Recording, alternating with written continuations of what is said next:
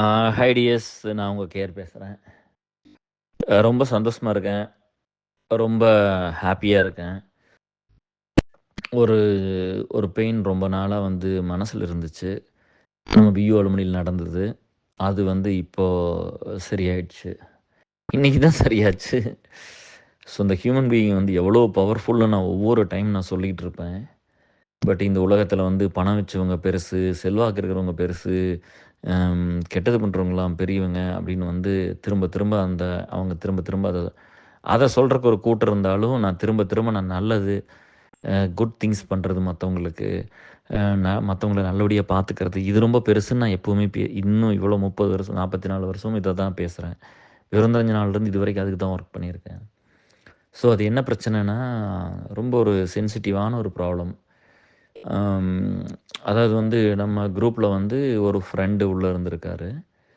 அதுக்கப்புறம் அவரு நம்ம லீட்ஸ் குரூப் இது எல்லாத்துலயும் இருந்திருக்காரு. அப்புறம் ஸ்டார்ட் பண்ணும்போது நம்ம 2500, 600 ஃப்ரெண்ட்ஸ் ஜாயின் பண்ணியிருந்தாங்க.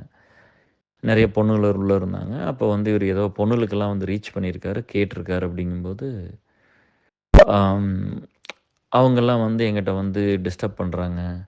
குட் மார்னிங், குட் நைட் வருது. இந்த மாரி டிஸ்டர்ப் பண்றாங்க அப்படின்னு சொல்லிட்டு எல்லாரும் வந்து ஒரு 4, 5 பேர் கம்ப்ளைண்ட் பண்ணாங்க.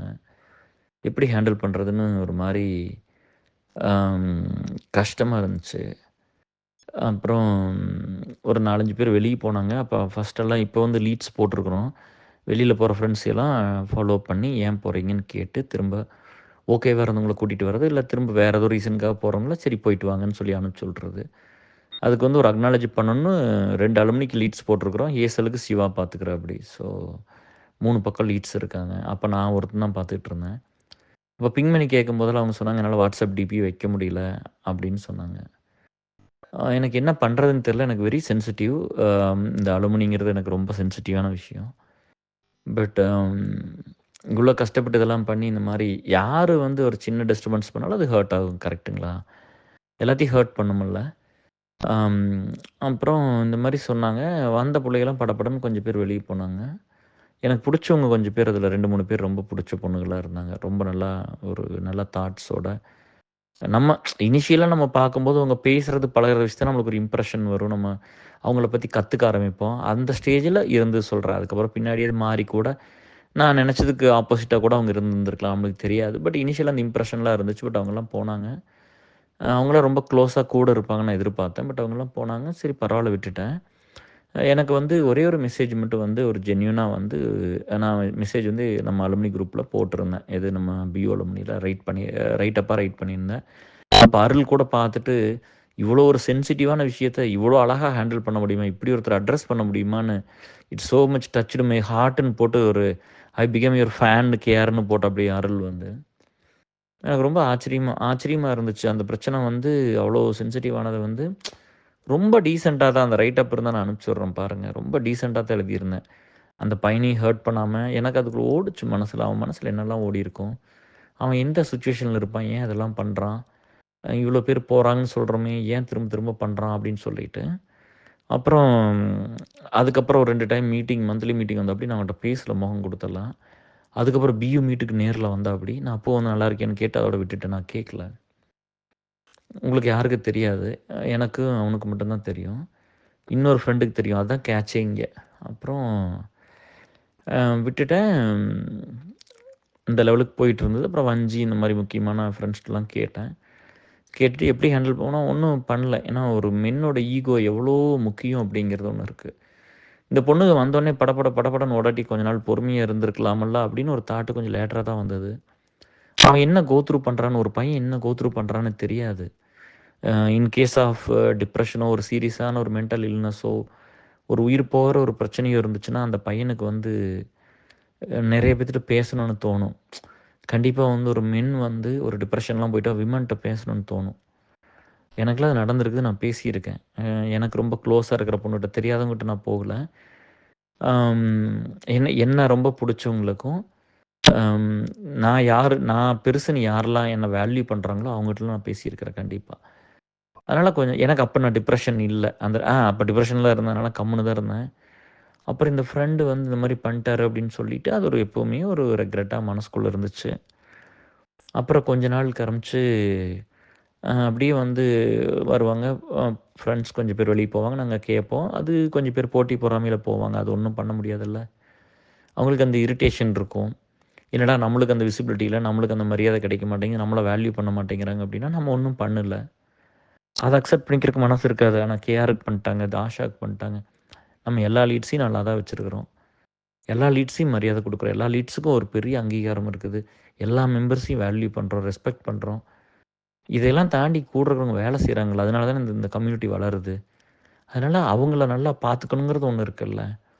ஸோ அப்படி போயிட்டு இருக்கும்போது இன்னைக்கு ஒரு ஃப்ரெண்டு கிட்ட ரொம்ப நாள் 2 வருஷத்துக்கு 2 1/2 வருஷம் ஆயிடுச்சு கணக்குக்கு எனக்கு. இன்னைக்கு நான் ஃபோன் பண்ணி பேசிக்கிட்டு இருந்தேன். அப்போ வந்து சொன்னாப்படி, அம் அந்த ஃப்ரெண்டு வந்து சொன்னாரு என்கிட்ட, "கேஆர் நீ தப்பா நெனச்சுக்க போறாருன்னு சொல்லிடுறீங்களா? தப்பா நெனச்சுக்க வேண்டாம்னு சொல்லிருங்க. எனக்கு ரொம்ப கஷ்டமா இருக்குது. கேஆர் தப்பா நெனச்சுக்க போறாரு. தப்பா நெனச்சுக்க வேண்டாம்னு சொல்லுங்க." அப்படின்னு வந்து இந்த பொண்ணுகிட்ட வந்து சொல்லியிருக்காப்படி. நான் கேட்டேன், "உங்களுக்கு எப்படிம்மா தெரியும்னா?" "நாங்க முதல்ல ஒண்ணா ஒர்க் பண்ணோம். இப்போ அவரு வேற ஒரு சாஃப்ட்வேர் கம்பெனில இருக்காரு. அ இந்த மாரி வந்து சொன்னாரு. நான் வந்து கேட்டேன், "என்ன இப்படி பண்ணிட்டீங்க? அவரு எவ்வளோ சங்கடப்படுறாரு" அப்படின்னு. "என்னை தப்பா நெனச்சுக்க வேண்டாம்னு சொல்லுங்க" அப்படின்னு. அந்த ஒரு பெயின்ஃபுல்லான ஒரு வேர்டுல 1000 மீனிங் இருக்குதுங்க. ஒரு மென்ஸ் வேர்ல்டுல. சரியா? ஒரு பையன் வந்து உங்களுக்கு டெக்ஸ்ட் பண்றான், இது பண்றான்னா, நீங்க ரிப்ளை பண்ணாம விடலாம். இல்லாட்டி என்ன டிஸ்டர்ப் பண்ண வேண்டாம்னு சொல்லலாம். அதுக்காக நீங்க அலுமினி விட்டு போகணும்னு அவசியம் இல்லையல்ல. நீங்கலாம் யாரும் 18 வயசுல கிடையாதுல்லப்பா. அப்புறம் யார் எதுவும் பண்ணி இன்னைக்கெல்லாம் மின்னெல்லாம் வந்து அவ்வளோ செக்யூரா தான் நெறைய பேர்த்த வச்சுக்கிறோம். சரியா? எல்லார்த்தையுமே அப்படிதான் வச்சுக்கிறோம். ஒரு பொண்ணு நைட்ல லேட்டா வந்து பஸ் விட்டு இறங்குனாலும் சரி, இல்ல எழுந்து போக வேண்டிய இடத்துக்கு போகணும்னா கூட, அங்க புறா ஆம்பளைங்க இருந்தா கூட அந்த பொண்ணு பத்திரமா போய் சேரும்.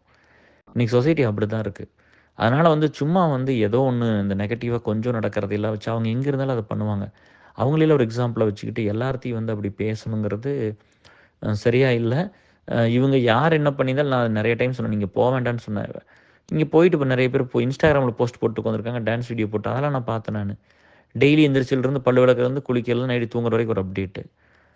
அதெல்லாம் பண்றதுக்கிட்ட அப்ப நான் அதையும் பிங் பண்ணி கேட்டேன். ஏன்பா உன் மேல எவ்வளோ மரியாதை வச்சிருந்தேன், எவ்வளோ வேல்யூ பண்ணியிருந்தேன். நீங்கலாம் வந்து நம்ம அலுமினில குரூப்ப விட்டுட்டு இந்த மாரி போயிட்டீங்களே அப்படின்னு கேட்டேன். இல்ல எனக்கு வந்து அது ஒரு மாரி இதா இருக்கு அப்படின்னு. அப்புறம் இப்ப இங்க வந்து டைம் வேஸ்ட் ஆகுது. இங்க என்ன பண்றீங்கன்னா, ஸ்மைலி போட்டாப்படி. சரி ஒரு சிலர் அவ்வளோதான். எனக்கெல்லாம் வந்து என்னன்னா, நம்மளுக்கு ஒண்ணு வேணும்னா நம்ம அத பில்ட் பண்ணணும்னு நெனைக்கிற ஒரு ஆளு. நம்ம இந்த சொசைட்டிக்கு நெறைய குடுத்துட்டு போகணும்னு நெனைக்கிற ஒரு ஆளு. அப்ப நம்ம வேற, அவங்க வேற தானே. அவங்கலாம் இருக்கிற லைஃப பூரா அவங்களுக்குன்னு வச்சுக்கிட்ட ஆளுக. இப்ப நான் வந்து பார்த்தீங்கன்னா, ஆக்டிவான லைஃப்ல ஆக்டிவான வயசுல பூரா இந்த சொசைட்டிக்கு தான் நெறைய வேல பார்த்துருக்கிறேன். ஆஃபீஸ் வேலைய தவிர. இங்க தான் நெறைய பார்த்துருக்கிறேன். ஃபேமிலி, குழந்தை, குட்டி இதெல்லாம் மேனேஜ் பண்ணிக்கிட்டு, உங்களுக்கு இருக்கிற எல்லா பிரச்சனையும் மேனேஜ் பண்ணிக்கிட்டு, இந்த சொசைட்டிக்கு தான் நெறைய பண்ணிக்கிறேன். அதனால அந்த பையன நான் நேர்ல ஹர்ட் பண்ணல.